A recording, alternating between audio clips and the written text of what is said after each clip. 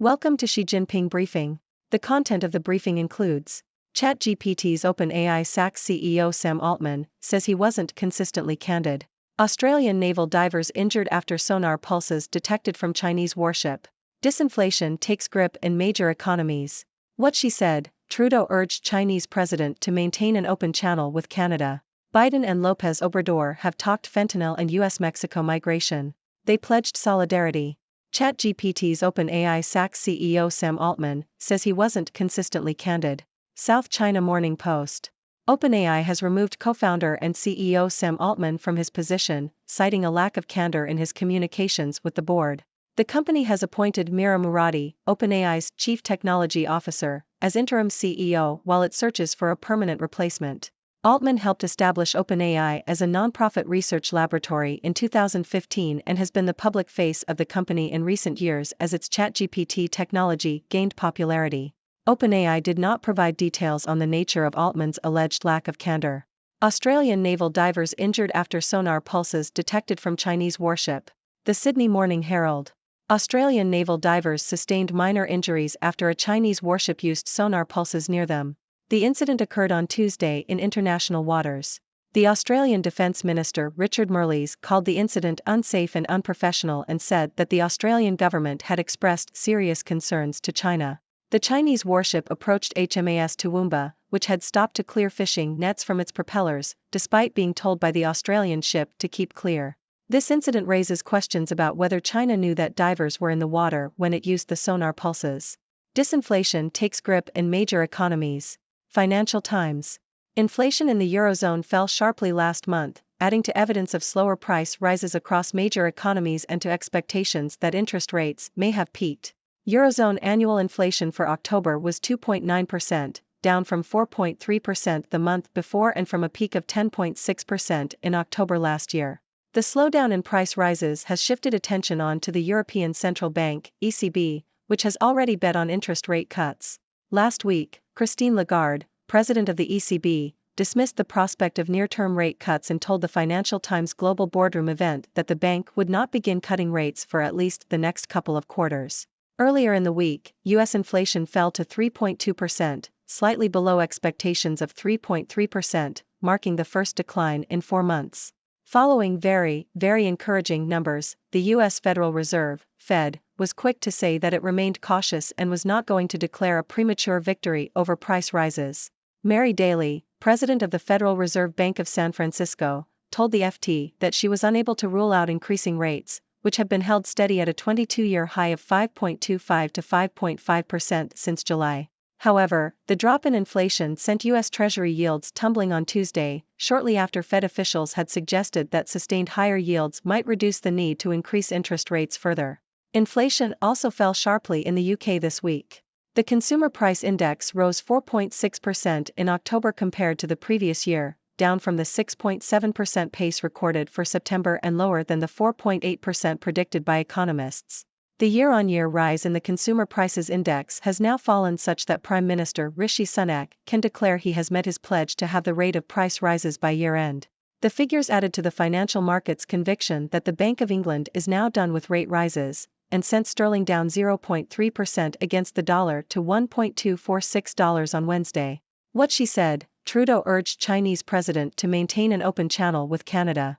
The Toronto Star. Canadian Prime Minister Justin Trudeau had a chance encounter with Chinese President Xi Jinping during the recent Asia-Pacific Economic Cooperation (APEC) summit in Northern California. Trudeau took the opportunity to emphasize the need for ongoing engagement between Canada and China, highlighting the importance of constructive dialogue on issues that matter to both countries and the world. She acknowledged Trudeau's comments, indicating a potential willingness to engage with Canada in the future. The encounter between Trudeau and Xi came at the end of a summit that focused on building an economic bulwark against China's growing influence. However, she struck a conciliatory tone throughout the summit, stating that the world needs China and the U.S. to work together for a better future. While Trudeau noted the positive tone of the U.S.-China meeting, he also reiterated the need for Canada to stay strongly anchored in its principles and values. Relations between Canada and China have been strained since the detention of Huawei CFO Meng Wanzhou in 2018, with China retaliating by detaining 2 Canadian citizens and imposing trade bans. Biden and López Obrador have talked fentanyl and U.S.-Mexico migration. They pledged solidarity. The Toronto Star. President Joe Biden and Mexican President Andrés Manuel López Obrador have vowed to work together to combat fentanyl trafficking into the U.S. and manage the increasing number of migrants coming from Mexico. The two leaders had a friendly meeting at the Asia-Pacific Economic Cooperation Conference in San Francisco. They also discussed the issue of fentanyl trafficking, which is closely related to human smuggling and drug trafficking across the U.S.-Mexico border. Biden secured an agreement with Chinese President Xi Jinping to reduce the illicit opioid trade, as China is the primary source of fentanyl precursor chemicals. How China and the U.S. are competing on trade. Foreign policy. The majority of big economies are heavily reliant on trade with the U.S. and China, with nearly half of all G20 members ranking China as their top export destination. Countries such as Australia, Brazil, Indonesia, Russia, South Korea, and Japan each depend on China for around 1/5 of their outgoing trade. Although China's total trade with G20 nations is half that of the U.S., much of it is due to China's emphasis on smaller export markets. China's policy towards the BRICS bloc also helps explain its aim to use the yuan in global markets. The Biden-Xi summit was a total embarrassment. The Hill opinion. President Biden's recent meeting with Xi Jinping during the APEC summit was an embarrassment for the U.S., writes Liz Peek in The Hill. The most embarrassing aspect of the meeting was the decision by U.S. corporate elites to pay thousands of dollars to dine with Xi at a dinner hosted by the U.S.-China Business Council and the National Committee on U.S.-China Relations, and to applaud him for his speech. Many of them had ditched a dinner with Biden held at the same time. The meeting gave these executives the opportunity to discuss the harassment of U.S. companies in China, and the theft of U.S. know-how by Chinese firms, but they failed to use it. The meeting also revealed the lack of leadership in California, where Governor Gavin Newsom and San Francisco Mayor London Breed had moved drug addicts and the homeless out of sight of visiting dignitaries. In contrast to previous presidents, Biden appeared unable to remember the names and faces of people in the press corps, and described Xi as a dictator. Vivek Ramaswamy under fire after he echoes Trump's vermin comments. The Independent.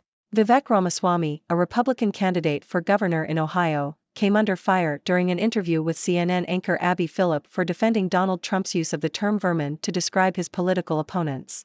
Ramaswamy refused to directly answer whether he believed the term was neo-Nazi rhetoric, instead accusing the mainstream media of focusing on isolated phrases without considering the substance of the issues.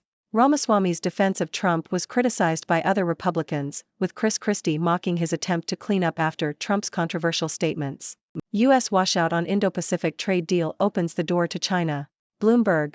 The economic core of the Biden administration's much-touted Indo-Pacific strategy to counter China is fraying, frustrating allies even as the White House hails its progress.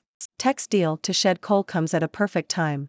The Globe and Mail. Canadian miner Teck Resources is to become a pure-play metals producer following the sale of its steelmaking coal assets to a consortium led by Glencore. The move comes as the U.S. and China announced their support for increasing renewable energy capacity, which would drive demand for the copper that Teck produces in British Columbia, Chile and Peru.